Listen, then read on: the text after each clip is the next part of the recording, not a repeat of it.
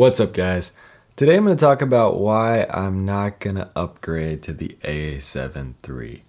So I've been shooting on the A7S2 since 2015 when it came out. And now we have the A7 III. So first off, I'm going to talk about some of the similarities between the two cameras. I'm talking over this footage. This is something that was uploaded on Creative Commons from the A7 III on YouTube, so it's free to use. There's no copyright on it. It's basically there for people to use because it was uploaded under a Creative Commons license. So it's one of those videos where some guy's walking around filming his girlfriend and he puts these weird transitions in there. I'm not a fan of the really fast, like flashy transitions a lot of people use on YouTube videos. I kind of like just going straight to the next clip without the crazy transitions. But that's something people use a lot with 4K footage because you can, and it looks good. So some of the similarities between the two cameras: they're both 35mm sensors. They're both E-mount. I'm looking at some notes. They're both dust and moisture resistant. About the same dimensions. Similar viewfinder. They have Wi-Fi, headphone jack, all these same body basically. So the differences between these two cameras is the sensor on the A7S II has that 12.5 megapixel sensor, and it's 12.4. Sorry.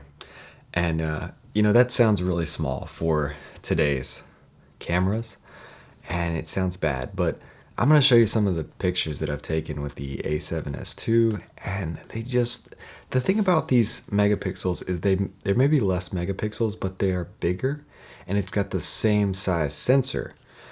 So it's really good in low light, and it takes some amazing pictures. Even though it has that low sensor count, I like kind of soft pictures. I don't like really, really sharp contrasty pictures, especially when you're taking a portrait of somebody, because sometimes it can be more flattering if there's less megapixels and it's a softer image. So there's that. The A7 III has 24 megapixels, but it has a back illuminated sensor. So they found a way to have more megapixels and still have that same low light ability. So the A7 III has more megapixels, but it's still just as good in low light as the A7S II.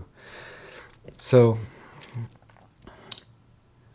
the A7 III is better in every way when it comes to video and photography than the A7S II, but it's just not good enough for me to switch right now because I just love this camera. I've been filming on it for so long, and I've kind of beat it up. I've got some scratches and scuffs, and if I were to sell it and buy a $2,000 A7 III, I don't know if it'd be worth it. So I kind of like having a camera with some scuffs and scratches on it because then I can be rough with it. I can film skateboarding. I can take it more places, not worry about getting it scratched up because it's already kind of scratched up. I know that sounds crazy because I could just probably sell it for enough to buy the A7 III, but I have some attachment to this camera. I feel like I've been using it every day since 2015, so I think I have some issues. So another thing that the A7 III has is it's got a 120 frames a second without cropping. When you do 120 frames a second on the A7S II, you've got this crazy crop. It zooms way in and it changes the millimeters of the lenses. So, if you have a really wide angle lens, you try to film slow motion, it's not going to be as wide. So that's a big deal with the A7 III. Also, the autofocus is a lot better. They keep improving autofocus and colors. Continuous shooting speed is higher. The in-body stabilization is better.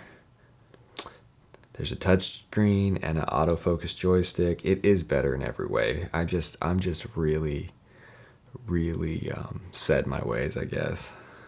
So they've improved pretty much everything. The battery life's a lot better. Also, I don't want to buy a bunch of new batteries. The price is better. The A7 III is a better camera than the A7S II in every single way. They've really come a long way since 2015, and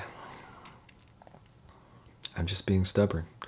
So I'm gonna make more videos about the A7S II, about the DJI Osmo Pocket, the GoPro Hero 7, and anything I buy. You know, whatever I buy in the future.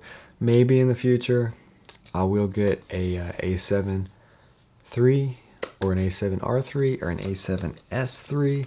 I'm not sure, but stay tuned.